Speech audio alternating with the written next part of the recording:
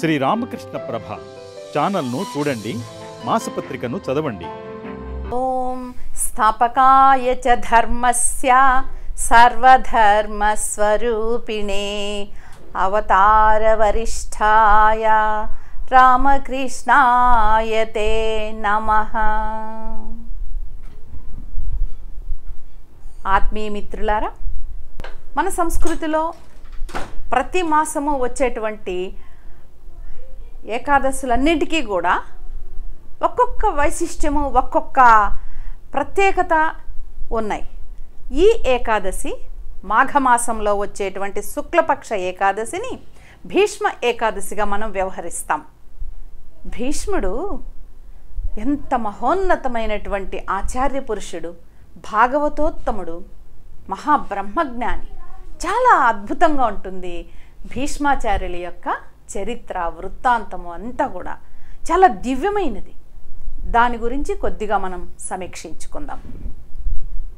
యది హాస్తి తదన్యత్ర ఎన్నే హాస్తి నతత్ క్వచిత్ అని మహాభారతం గురించి చెప్తారు. మహాభారతంలో లేనిది ప్రపంచంలో ఎక్కడా లేదు. ప్రపంచంలో ఉన్నదంతా కూడా మహాభారతంలోనే ఉంది. ఇది పంచమ వేదంగా కూడా ప్రశస్తిగాంచినటువంటిది.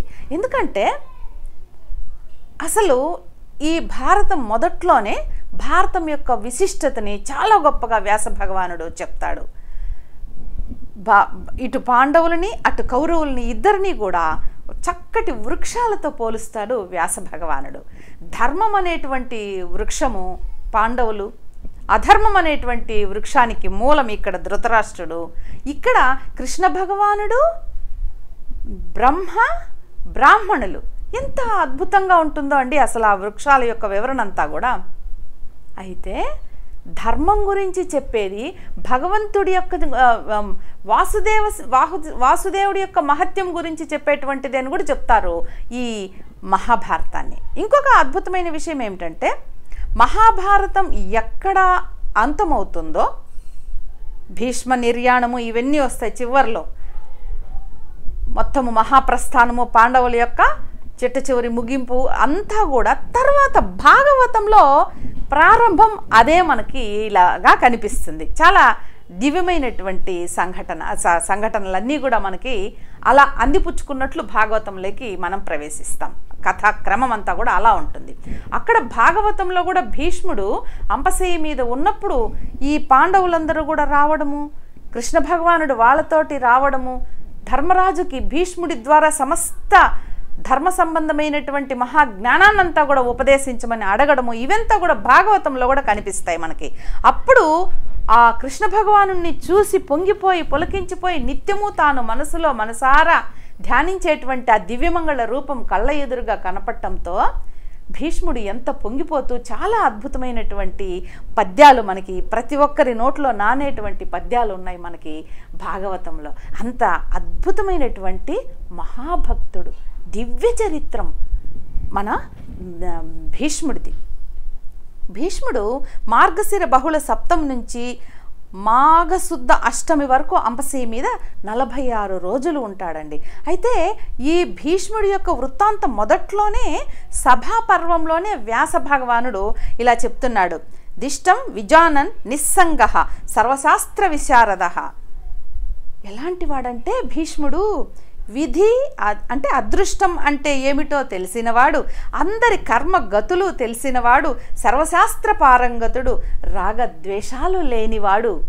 ఇంతటి రాజకీయ సంకుల సమరంలో ఉంటూ కూడా దేనికి అంటనటువంటి ఒక అద్భుతమైనటువంటి స్థితప్రజ్ఞత కలిగినటువంటి మహాజ్ఞాని, మహాబ్రహ్మవేత్త, సర్వ విద్యాపారంగతుడు, ఆత్మేయమైనటువంటి శక్తి సంపదలు, అద్భుతమైనటువంటి శారీరక వర్చస్సు ఉన్నప్పటికీ కూడా తాను ఏ విధమైన ప్రతిజ్ఞ పూనాడో ఆ ప్రతిజ్ఞకు కట్టుబడి అంత గొప్పగా ఆ బ్రహ్మచర్యాన్ని జీవితాంతము కూడా అనుష్ఠించినటువంటి నైష్ఠిక బ్రహ్మచారి మన భీష్మాచార్యుడు. అది ఎంత గొప్ప విషయం అండి.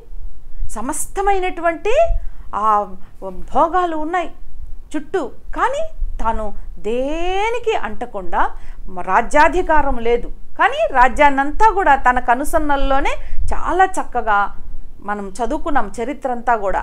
అంత గొప్పగా ఒక అద్భుతమైన దివ్యమైన నాగరికత సంస్కృతులు కలిగినటువంటి ఒక రాజ్యం మనకి కనిపిస్తుంది. రాజ్య పరిపాలన దక్షత మనకి కనిపిస్తుంది మహాభారతంలో. ఎన్ని గొప్ప అంశాలు ఉన్నాయి. భీష్ముడు చేసినటువంటి బోధలు, ప్రతి ఘట్టంలో దుర్యోధనాదులకి మొత్తము కూడా ఆయన బోధించినటువంటి నీతులు, విశేషించి శాంతి అనుశాసనిక పర్వాలలో సమస్తమైన వైదిక జ్ఞానాన్నంతా కూడా పిండి ఇచ్చాడు అనేక కథల ద్వారా మన భీష్మాచార్యుల వారు. అందుకే భీష్ముడు ప్రాతస్మరణీయుడు మనందరికీ కూడా. అన్నిటికంటే మించి మహాభాగవతోత్తముడండి. ఎంత భక్తి ప్రపత్తులు ఉన్నాయో కృష్ణ భగవానుడి మీద చెప్పలేం. అంత స్వచ్ఛమైన పవిత్రమైనటువంటి నిష్కళంకమైనటువంటి చరిత్ర, మనస్తత్వము, జీవితము కలిగినటువంటి మహాజ్ఞాని, మహాపురుషుడు భీష్ముడు.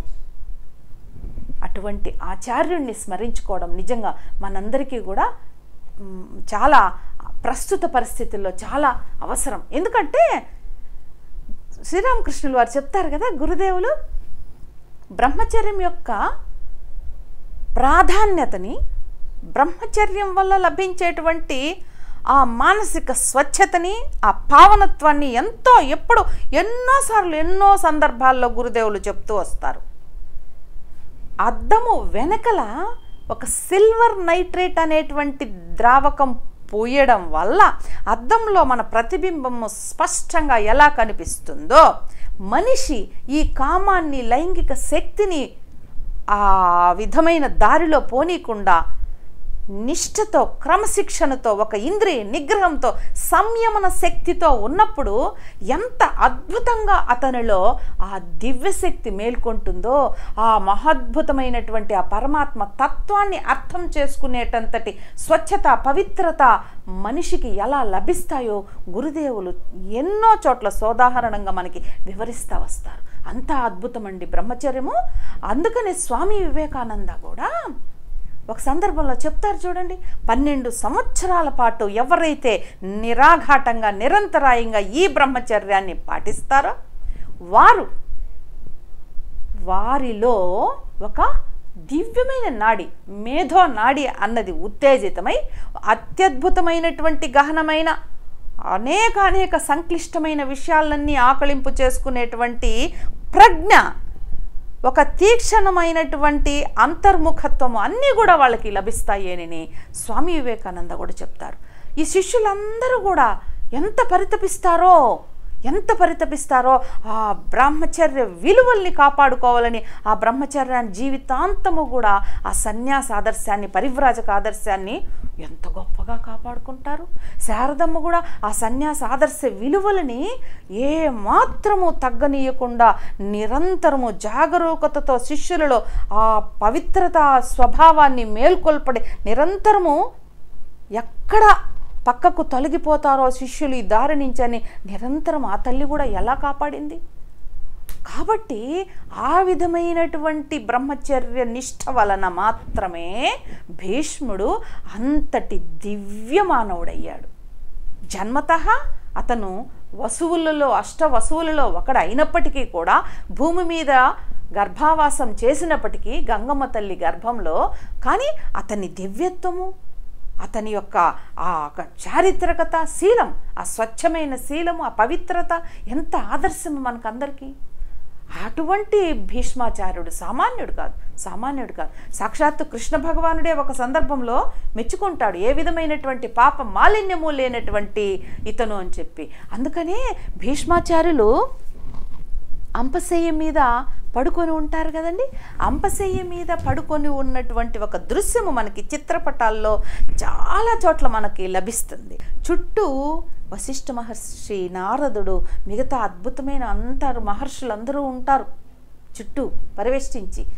ఇటువైపు పాండవులు, ఇక కృష్ణ భగవానుడు, అందరూ కౌరవులతో సహా అందరూ ఉంటారు ఆ చిత్రంలో.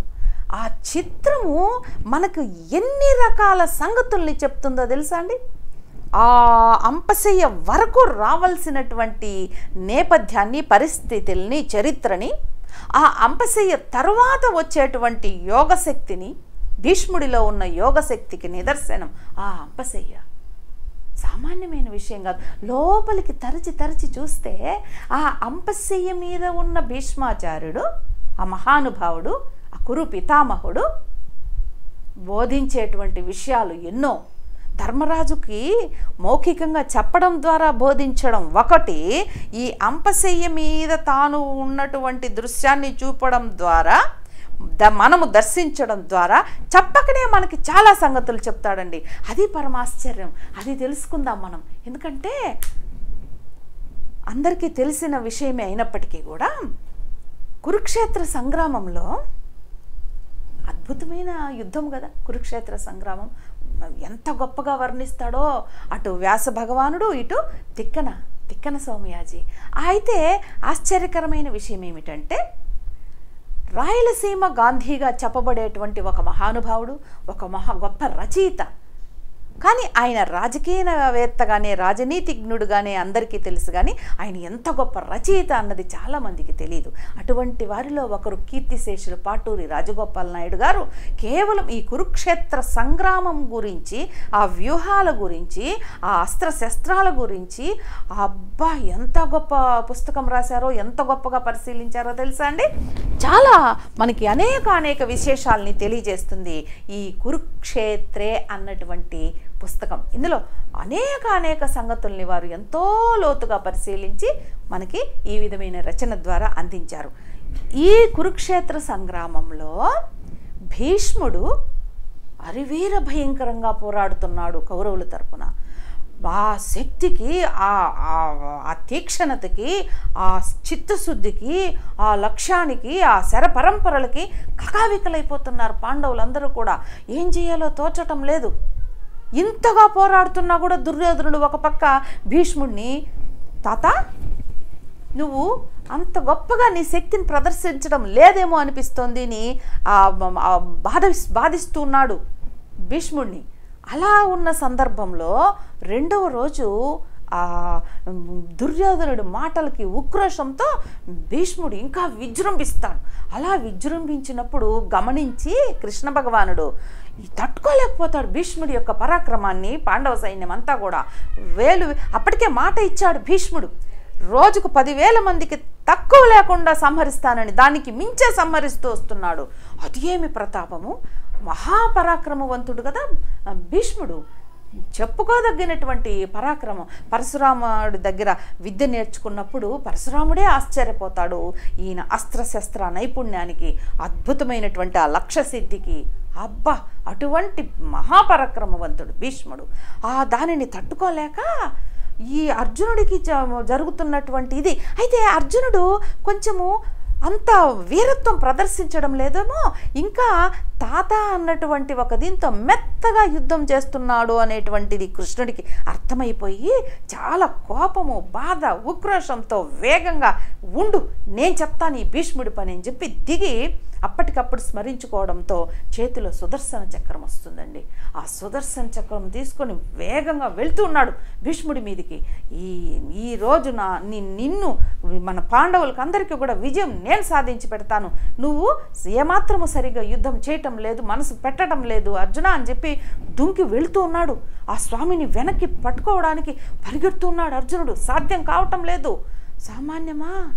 జగన్నాథుడైనటువంటి ఆయన చేతులతో ఇలా పట్టుకుంటున్నాడు, నిలవటం లేదు, వెళ్ళిపోతున్నాడు. అప్పుడు భాగవతంలో చెప్తారండి, మనం మొదట చెప్పుకున్నటువంటి ఆ పద్యాలు, కుప్పించి ఎగసిన కుండలముల కాంతి గగనాభంగల్ల అని ఎంత దివ్యమైన పద్యాలు చెప్తారో అక్కడ ఒక 3 పద్యాలు చాలా అద్భుతంగా ఉంటాయి. ఎంత మహనీయమైనటువంటి ఒక అనుభూతిని కలిగిస్తాయో. అంటే ఆ సుదర్శన చక్రాన్ని తీసుకువస్తున్నటువంటి స్వామి మొహము తర్వాత అంపశయ్యలో నిర్యాణ సమయంలో కూడా తలుచుకుంటాడు ఆయన. అటువంటి దివ్యమైన ఆ మొహము నాకు నిరంతరము నా కళ్ళ ముందు కనపడాలి అని కోరుకుంటాడు. అంతటి భాగవతోత్తముడు, అంతటి స్వచ్ఛమైన నిష్కల్మషమైన భక్తుడు మన భీష్ముడు. కురుక్షేత్ర యుద్ధంలో భీష్ముడికి అంత దివ్యంగా ఆ జగన్నాథుడైనటువంటి శ్రీమన్ మహావిష్ణువు యొక్క దర్శనం జరుగుతుంది. ఆ చర్నాకోల భీష్ముడికి ఎలా కనిపిస్తుందంటే సుదర్శన చక్రంగా కనిపిస్తుంది.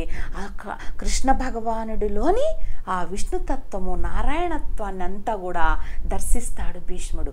కృష్ణుడు ఎందుకు ఆ విధంగా చేశాడు అన్నదానికి పెద్దలు అక్కడ వివరణ ఏం చెప్తారంటే, భీష్ముడు అనన్య సామాన్యమైన పరాక్రమంతో చేస్తున్నాడు అంతవరకు సరే, కానీ తన లోపల ఉన్నటువంటి దివ్యశక్తి ఒకటి ఉంది కదా, అష్టవసువులలో ఒకటి కదా, ఆ వసుశక్తిని కూడా తీసుకొని వచ్చి ఈ అధర్మ పక్షాన చేస్తున్నాడు అరివీర భయంకరంగా. ఆ ప్రతాపం అక్కడ చూపిస్తున్నాడు. ఆ ఉద్ధృతిని తగ్గించడానికి, ఆ ప్రచండమైనటువంటి ఆ వేగాన్ని తగ్గించడానికి భగవంతుడు అది నియంత్రించడానికి అలా చేశాడని అక్కడ పెద్దలు చెప్తాడు. ఎప్పుడైతే ఆ నారాయణ తత్వము బోధపడిందో, దర్శించుకున్నాడో, ఇతనిలో చలరేగిపోయినటువంటి ఆ వసుతత్వము అణిగిపోతుంది, ఆ దైవీతత్వం అణిగిపోతుంది.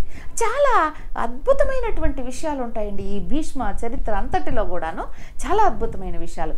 పైగా ఇలా జరుగుతుంది కదా, ఆ 9వ రోజు రాత్రి ఏం చేస్తారంటే వీళ్ళందరూ, ధర్మరాజు వీళ్ళందరూ అసలు ఏం పాల్పోదు, ఏమిటి ఈ భీష్ముడిని ఎలా ఎదుర్కోవడం, భీష్ముడికి స్వచ్ఛంద మరణం అనేటువంటి ఒక వరం ఉంది. భీష్ముడు అనవద్యుడు, ఎవ్వరి చేత జయించబడడు భీష్ముడు. ఆ విషయం కూడా తెలుసు. ఎలా జయించాలి, ఎలా ధర్మబద్ధమైనటువంటి యుద్ధం చేయాలి, ఎలాగ ధర్మాన్ని సుప్రతిష్టం చెయ్యాలి, ధర్మం కోసమే కదా ఈ యుద్ధం అంతా చేస్తున్నాం మనం ఇంతమంది అయిన వాళ్ళందరితో కూడా అని కృష్ణ భగవానుడు చెప్పడంతో అందరూ భీష్ముడి యొక్క శిబిరానికి వెళ్తారు. నాయన ఏమి ఇలా వచ్చారు, అందరూ రండి అని నేను చెప్తాను. అందరూ వెళ్తారు. తాత, మేము ఎలా రాజ్యాన్ని ధర్మబద్ధంగా సంపాదించుకోగలము, ఎలా యుద్ధంలో విజయాన్ని సాధించగలము, ఎలా నిన్ను జయించగలము, దయచేసి చెప్పు తాత అని ధర్మరాజు చేత అడిగిస్తాడు కృష్ణ భగవానుడు. అప్పుడు చెప్తాడు, ఏ విధమైనటువంటి మనుషులు వస్తే తాను యుద్ధము చెయ్యడో, అంతేగాని అక్కడ అస్త్ర సన్యాసం చేస్తాననలేదు, యుద్ధం చేయకుండా పక్కకు వెళ్ళిపోతాను అని చెప్తాడు భీష్ముడు. పూర్వము స్త్రీగా ఉండి పురుషుడుగా మారినటువంటి వాడు, లేదు స్త్రీ నామం ఉన్నటువంటి వాడు, అక్కడ ఒక పెద్ద ఇది చెప్తారనమాట. ఇవన్నీ ఉన్న వాళ్ళతో నేను యుద్ధం చేయను నాయనా, ఆ విధంగా నువ్వు చేసుకో, ఏర్పాటు చేసుకో, అప్పుడు నేను యుద్ధం నుంచి విరమిస్తా, యుద్ధము చెయ్యను అని అంటాడు భీష్ముడు. ఈ విషయము కౌరవులకి, పాండవులకి అందరికీ కూడా తెలుసు. ఎవరైతే శిఖండి, అప్పటికే శిఖండి పుట్టి ఉన్నాడు, భీష్ముడు సంహరించడం కోసమే అతను చాలా కాలం నుంచి వేచి చూస్తున్నాడు అతన్ని జయించడానికి, సంహరించడానికి. కానీ భీష్ముడికి ఎవ్వరి చేతిలో మరణం లేదు కదా, అందుకని భీష్ముడి యొక్క అనుజ్ఞ తీసుకోవడానికి వీళ్ళందరూ భీష్మాచార్యుల యొక్క శిబిరంలోకి వచ్చి ఆ భీష్ముడి దగ్గర అనుజ్ఞ తీసుకొని వెళ్ళిపోవడం అనేది జరుగుతుంది. తర్వాత 10వ రోజు యుద్ధంలో ఎంత రెట్టించిన ఉత్సాహంతో యుద్ధం చేస్తాడో అండి భీష్ముడు, చెప్పలేం. అంత అద్భుతంగా తన ప్రతాపాన్ని చూపిస్తున్నాడు, విజృంభిస్తున్నాడు, చిచ్చర పిడుగులాగా చేస్తున్నాడు యుద్ధం. అలేం పక్కకేం వెళ్ళిపోలేదు ఆయన. ఎప్పుడైతే ఈ శిఖండిని ముందు పెట్టుకొని వస్తున్నారో అర్జునుడు, పాండవ సైన్యం అంతా కూడా, అప్పుడు నవ్వుతూ పక్కకెళ్తాడు. శిఖండి చాలా తీక్షణమైనటువంటి మాటలు మాట్లాడతాడు, అయినా కూడా నవ్వుకుంటూ పక్కకు వెళ్ళిపోతాడు భీష్ముడు. అప్పుడు ధర్మరాజు దగ్గరికి వెళ్తాడు, భీష్ముడి దగ్గరికి వెళ్ళినప్పుడు ఎందుకో ఒక నిమిషం అతనికి ఒక నిర్వేదము, ఒక వైరాగ్య భావన వస్తుంది భీష్ముడికి. నాయనా, ఇంకా ఎంతకాలము, నేను ఎన్ని యుద్ధాలు చూశానో, ఎన్ని రక్తపుటి ఏరులు చూశానో చెప్పలేము, ఇంకా చాలు ఈ జీవితము, త్వరగా మీ పని కానిచ్చేయండి అని అంటాడండి. అప్పుడు అక్కడ ఒక దివ్యమైన అద్భుతమైనటువంటి విషయం మనకి కనిపిస్తుంది, చదువుతాం, పులకించిపోతాం అట్లే. ఏమిటంటే, ఎప్పుడైతే భీష్ముడు ఈ విధమైనటువంటి నిశ్చయానికి వస్తాడో అప్పుడు ఆకాశం నుంచి అమృత బిందువులు అతని మీద కురుస్తాయి. అలాగే దివ్యమైన పరిమళభరిత పుష్పాలు కూడా అతని మీద అలాగా వచ్చి రాలుతాయి. కానీ ఇది ఎవ్వరికి కనిపించదు, ఒక్క కృష్ణుడికి, వ్యాస భగవానుడి వల్ల అనుగ్రహం వల్ల దివ్య దృష్టి వచ్చినటువంటి సంజయుడికి. ఎందుకంటే ఇక్కడ జరుగుతున్నదంతా ధృతరాష్ట్రుడికి చెప్తున్నాడు కదా, ఈ విశేషాలన్నీ కూడా యుద్ధ విశేషాలు వీళ్ళిద్దరికే కనిపిస్తుందంటండి ఆ దివ్య దృశ్యం. అటువంటి అటువంటి మహనీయుడు. అప్పుడు దేవతలు, వసువులు అందరూ కూడా, మహర్షులు కూడా, ఎందుకు ఇంకా మానవ దేహంలో, మానవ ఉపాధిలో పరితపిస్తావు, యుద్ధం చేయాలి, ఇంకా ఉండాలి, గెలవాలి అన్నట్టుగా, చాలు ఇంకా వచ్చేసేయి అని చెప్తారు. అప్పుడు ఆయన ఇంకా చాలు అనుకుంటాడు. అప్పుడు మాత్రమే, అప్పుడు రెచ్చిపోయినటువంటి ఆ అరివీర భయంకరంగా అర్జునుడు శర పరంపర కురిపించడము, ఆ శరాఘాతాలకి తట్టుకోలేక ఒళ్ళంతా గుచ్చుకున్నటువంటి ఆ బాణాలతోనే తూర్పు దిక్కుగా తలవాల్చుకుంటూ ఆ భీష్ముడు అలాగా వాలిపోతాడు. ఆ వాలిపోయినప్పుడు తల వెనక్కి వాలిపోతోంది. అబ్బా, అందరూ వచ్చేసారు, ఎక్కడెక్కడి వాళ్ళందరూ కూడా మహావీరులు, యుద్ధం చేస్తున్న వాళ్ళందరూ నిశ్చేష్టులైపోతారు. ఆకాశం నుంచి దేవతలు కూడా హాహాకారం చేస్తున్నారు. అయ్యో, భీష్ముడు ఎంత జ్ఞాని, ఎంత వేదాంత తత్వవేత్త, ఎంత మహానైష్ఠికుడు, సామాన్యుడు కాదు కదా, దివ్య చరిత్ర కలిగినటువంటి ఆ మహనీయుడు అయ్యో వాలిపోతున్నాడే అని ఆకాశం నుంచి మాట్లాడతారంటండి దేవతలందరూ కూడా. అప్పుడు అర్జునుడిని పిలిచి, నువ్వు తల వాలిపోతుంది, మొట్టమొదట దుర్యోధనుడిని పిలుస్తాడు. నా తల కిందికి ఉపధానం కావాలి అని, అంటే దిండు కావాలి అని అంటే, అబ్బో, రాజమందిరం నుంచి ఎన్ని రకాల దిండ్లు తెప్పిస్తాడో దుర్యోధనుడు నవ్వుతాడు. నాకు కావాల్సినవి ఇప్పుడు అలాంటి దిండ్లు కాదు, నాకేమి కావాలో అర్జునుడికి ఒక్కడికే తెలుసు అని అర్జునుడిని పిలిపించి, ఆ అర్జునుడి దగ్గర, అర్జున, నాకేం కావాలో నీకు తెలుసు, నాకు అమర్చవయ్యా అని అంటాడు. వల్ల ఏడుస్తాడు అర్జునుడు. తాత, నిన్ను బాధించాను, నన్నే పిలిచావా నువ్వు ఈ పనికి అని ఎంత నైపుణ్యంతో చక్కగా ఒకే విధమైన అమరికతో ఆ బాణాలు వేయడము, ఆ తల వాలిపోకుండా దాని మీద ఉంచుకుంటాడు ఆ భీష్ముడు. అప్పుడు ఆకాశం నుంచి పంచభూతాలు, దివ్యశక్తులు ఇలా అంటున్నాయంట, అయం బ్రహ్మవిదాం శ్రేష్ఠ, అయం బ్రహ్మవిదాం వరహ ఇత్యభాషంత భూతాని శయానం పురుషర్షభ. ఇతడు బ్రహ్మజ్ఞానులందరిలోకి శ్రేష్ఠుడు, బ్రహ్మవేత్త, ఈయన్ని మించిన వారు లేరు. అయ్యో, అంతటి మహనీయుడు, అంత మహానుభావుడు పడిపోతున్నాడే అని దేవతలందరూ బాధపడుతున్నారంటండి. దేవతలంతా మాట్లాడుకుంటున్నారంట. అప్పుడు ఎక్కడో మానస సరోవర తీరంలో ఉన్నటువంటి తల్లి గంగమ్మ అక్కడ తపస్సు చేసుకుంటూ ఉన్నటువంటి దివ్య ఋషులని కొంతమందిని హంసల రూపంలో వెళ్ళి, అయ్యో, భీష్ముడు ఇప్పుడు వెళ్ళిపోదాం అనుకుంటున్నాడా, ఇప్పుడు దక్షిణాయన కాలమని గుర్తు చేసి రండి మహానుభావాన్ని వేడుకుంటుంది. అక్కడ ఉన్నటువంటి ఋషులని, అమ్మ అలాగే తల్లి వెళ్తామని హంసల రూపంలో వచ్చి భీష్ముడు చుట్టూ తిరిగి, నాయనా ఇప్పుడు ఎందుకు వెళ్ళాలనుకుంటున్నావు, ఇప్పుడు దక్షిణాయనం కదా, అమ్మ ఆలోచించమని చెప్పమని అంటే, అప్పుడు భీష్ముడు అంటాడు, లేదు నేను ఇప్పుడు వెళ్ళను, ఉత్తరాయణం పెట్టేంత వరకు ఉంటానని మా తల్లికి చెప్పండి అని చెప్పి పంపిస్తాడు. ఎంత అద్భుతంగా ఉందో చూడండి అసలు.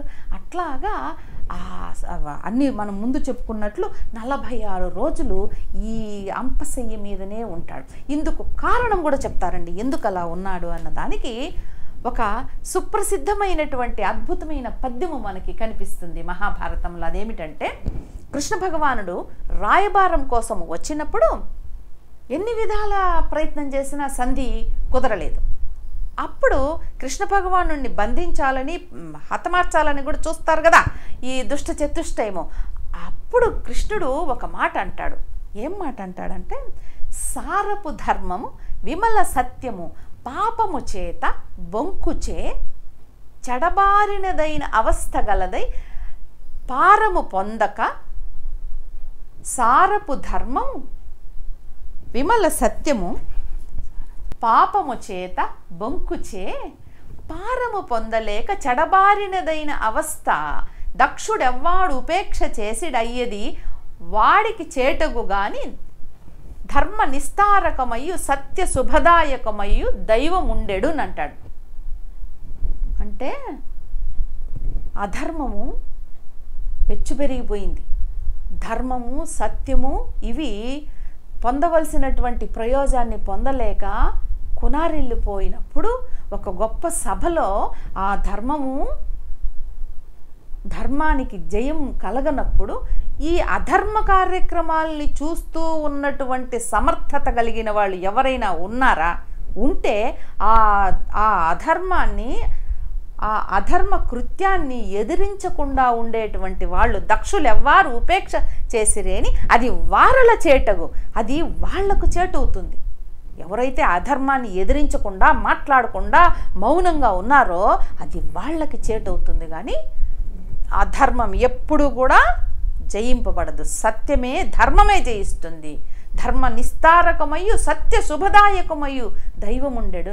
ఆ సత్యాన్ని ధర్మాన్ని కాపాడడానికి, ఆ సత్య ధర్మాలే జయించేటట్లు చూడడానికి, వాటికి జయం కలిగేటట్లు చూడడానికి భగవంతుడు ఎప్పుడూ ఉంటాడు అని అక్కడ ఒక అద్భుతమైనటువంటి శ్లోకము పద్యము మనకి కనిపిస్తుందండి. దానికి నిదర్శనమే ఇప్పుడు అంపశయ్య మీద ఉన్నటువంటి భీష్ముడి స్థితి. ఎందుకంటారా, ఒక నిండు సభలో అంతటి యాజ్ఞసేనిని, ద్రౌపదిని, ఆ మహాతల్లిని, మహాసాధ్విని, ఆ దివ్యత్వము చాలా సాధారణమైన సాహిత్యంలాగా, అదొక నవలలాగా చదివేసేటువంటి సాధారణ పాఠక నేత్రానికి, ఆలోచనకి, బుద్ధికి ఈ దివ్యత్వాలు ఏవి కూడా అర్థం కావండి. అది మహనీయులు చెప్పినది కొద్దో గొప్ప సంస్కారంతో, అనుష్ఠానంతో, ఉపాసన బలంతో మనము నేర్చుకున్నప్పుడు, చదివినప్పుడు, తెలుసుకున్నప్పుడు తెలుసుకోగలము, గ్రహించగలము. అంతటి దివ్యమైనటువంటి చరిత్రలు పాండవులవి, ద్రౌపదివి. ఆహా, అంత అద్భుతంగా ఉంటాయో చెప్పలేం.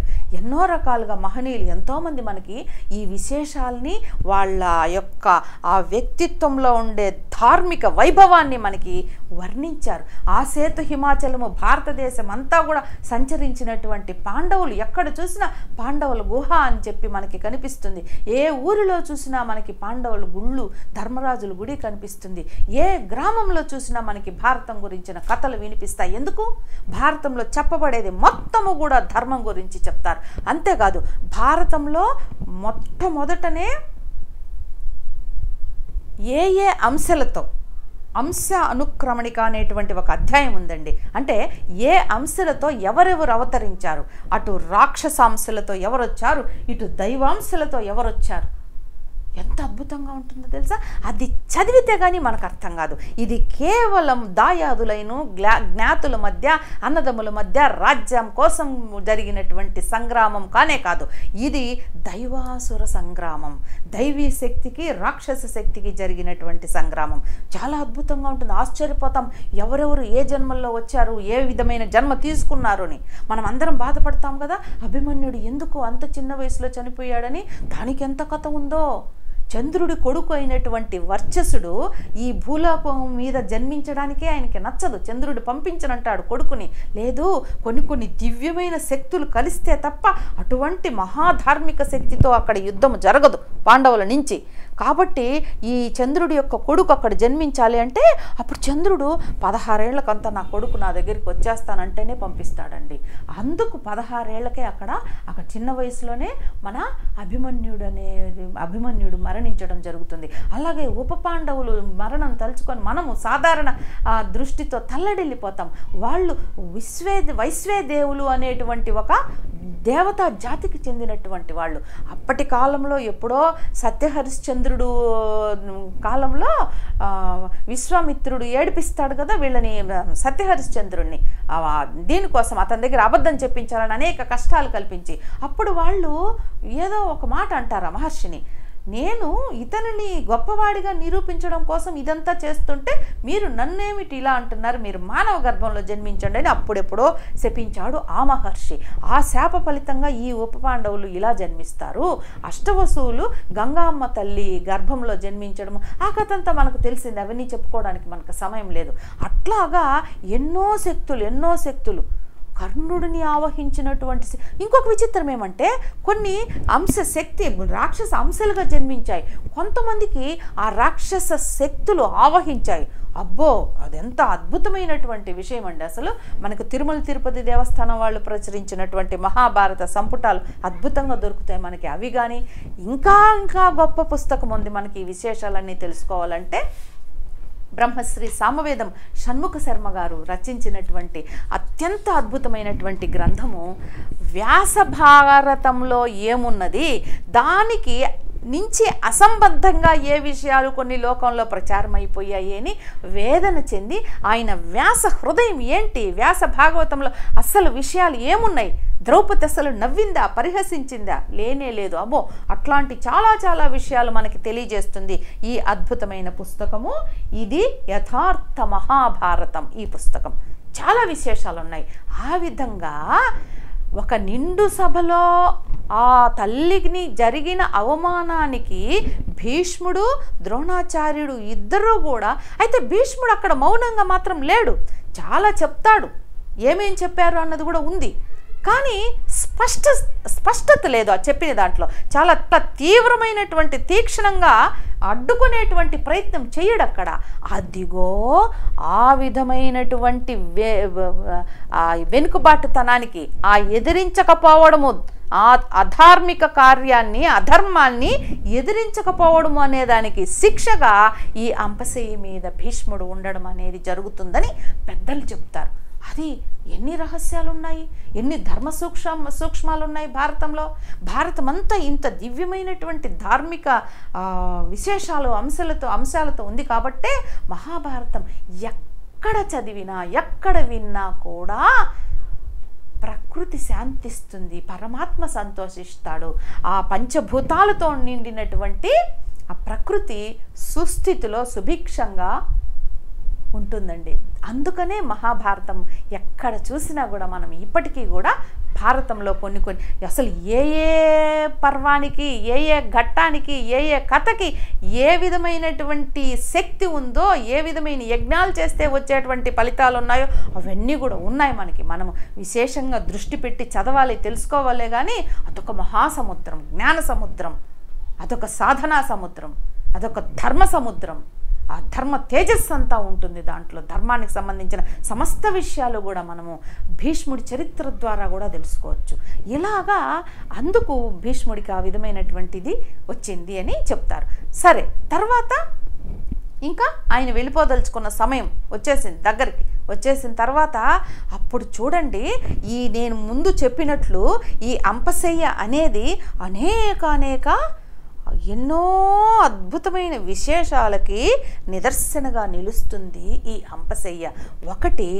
ఒక సత్యనిష్టకి కట్టుబడి ఒక ఆ నైష్ఠికమైనటువంటి బ్రహ్మచర్యాన్ని అనుష్ఠించడం ద్వారా వచ్చినటువంటి దివ్యమైన తేజస్సు, అద్భుతమైనటువంటి శక్తి, ఆ యోగ శక్తి వలన భీష్ముడు తాను వెళ్ళదలుచుకున్న కాలము వచ్చినప్పుడు మనస్సుని, ప్రాణాల్ని ఆ లోపల ఉన్న గ్రంథుల నుంచి లాగుతున్నాడంట. అసలు చదువుతూనే ఒళ్ళు జలదరిస్తుంది.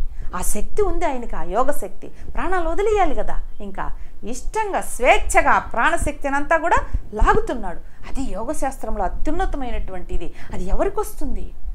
ఇదిగో మహనీయులకు వస్తుంది, మహాత్ములకు వస్తుంది ఆ స్థితి. ఒక రామకృష్ణ పరమహంస మన గురుదేవులకి ఇట్లాంటి వాళ్ళకు వస్తుంది. ఆ విధమైనటువంటి నైష్ఠిక బ్రహ్మచర్యం అనుష్ఠించినటువంటి మహాత్ములకు వస్తుంది. అందుకనే భారతీయ సంస్కృతిలో బ్రహ్మచర్యానికి అంత ప్రాధాన్యత ఇచ్చారు. చదువుకునేటప్పటి నుంచి, విద్యార్థి దశ నుంచే ఎంత గొప్పగా ఆ శక్తిని ఎంత నియంత్రణలో ఉంచుకోవాలో, ఆ కోరికల్ని అంతా కూడా ఎంత గొప్పగా చెప్పిందండి మనకి మన సంస్కృతి. ప్రపంచంలో ఎక్కడా లేదు ఇంత నియంత్రణ. ఏ విధమైనటువంటి ఇది ఉన్నా నీకు ఒక ధార్మికమైన హద్దు లోపలే ఉండాలి నీ ప్రవర్తన. ఎంత అద్భుతం, ఎంత అద్భుతం! ఆ విలువలకి, ఆ అత్యున్నతమైన సంస్కృతికి ఎంత దూరం వచ్చేసాం. ఎంత సిగ్గుచేటైన విషయాలు సమాజంలో ఈరోజు జరుగుతున్నాయి. ఇంత దివ్యత్వం తెలుసుకోలేక ఎంత పతనావస్థలకి చేరుకుంటుందో నేటి యువత అంతా కూడా. అసలు ఆ శక్తిని, ఆ విధమైనటువంటి ఆ శక్తిని ప్రోధి చేసుకోవడం వల్ల, వ్యర్థం చేసుకోకుండా ఉండడం వల్ల ఒక ఉన్నతమైనటువంటి, అత్యున్నతమైనటువంటి స్థాయికి ఎలా వెళ్తాము, ఎందుకు వెళ్తాము అనేది కూడా చాలా మనకి ఉంది, శాస్త్రాలలో ఉంది. ఇదిగో ఈ భారతీయ వ్యక్తిత్వ వికాసం అని కస్తూరి మురళీకృష్ణ గారు, వీరు చాలా పుస్తకాలు రాశారు. ఎన్ని అద్భుతమైన విషయాలు ఉన్నాయో ఈ పుస్తకంలో కూడా. ఎందుకు ఆ విధమైనటువంటి కట్టుదిట్టమైన క్రమశిక్షణ, ఒక ఉన్నతమైనటువంటి నైతిక ప్రవర్తన మన వాళ్ళందరికీ నేర్పించారు, ఏర్పాటు చేశారు. మన తరాలలో అంతా కూడా ఎందుకు అంత భయపడుతూ ఉన్నాం మనం? ఎంత అద్భుతమైన విషయం, ఎంత అద్భుతమైన విషయం భారతీయ సంస్కృతిలో.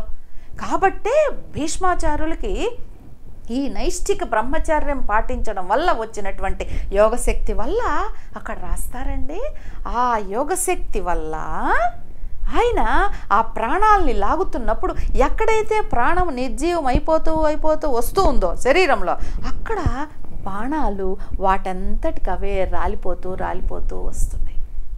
ఇప్పుడు ఆలోచించండి, ఈ అంపశయ్య మీద ఉన్నటువంటి భీష్ముడు మనకి ఎన్ని రకాలుగా చెప్తున్నాడు, ఎన్ని రకాలుగా బోధిస్తున్నాడు. అంతేకాదు, అంపశయ్య మీద ఉన్నప్పుడు ఆయన బోధించినటువంటి దివ్యమైనటువంటి విషయాలు, అన్నిటికంటే అత్యుత్తమమైనటువంటి వాసుదేవ జ్ఞానాన్ని ప్రసాదించేటువంటి విష్ణు సహస్రనామం ఒక్కటి చాలదా అండి పట్టుకుంటే మనకి జన్మ తరించిపోవడానికి?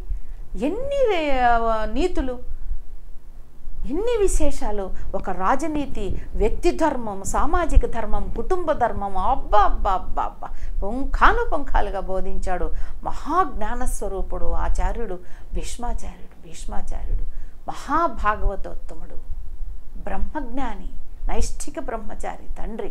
అటువంటి భీష్ముడు అష్టమి రోజు నిర్యాణం చెందినప్పటికీ, మాఘశుద్ధ అష్టమి రోజు నిర్యాణం చెందుతాడు. కానీ మనము ఏకాదశిని భీష్మ ఏకాదశిగా శాస్త్రాలు పెద్దలు నిర్ణయించారు, మహర్షులు. ఎందుకు? అంతటి మహానుభావుడు, అంతటి భాగవతోత్తముడికి ముడిపడి ఉన్నది కాబట్టి ఆ ఏకాదశి అంత ప్రీతికరమైనటువంటి భక్తుడు కృష్ణ భగవానుడికి. ఒకసారి ధర్మరాజు వెళితే ధ్యానంలో ఉన్నాడు కృష్ణుడు.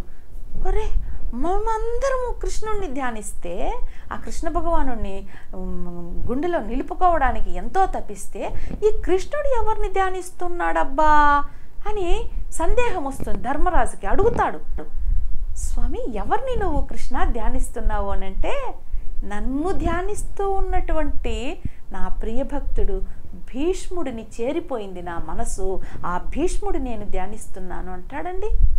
అంతటి మహాభక్తుడు. అసలు చదవండి భారతంలో భీష్ముడికి సంబంధించినటువంటి అంశాలు, ఘట్టాలు, ఎంత పులకించిపోతామో.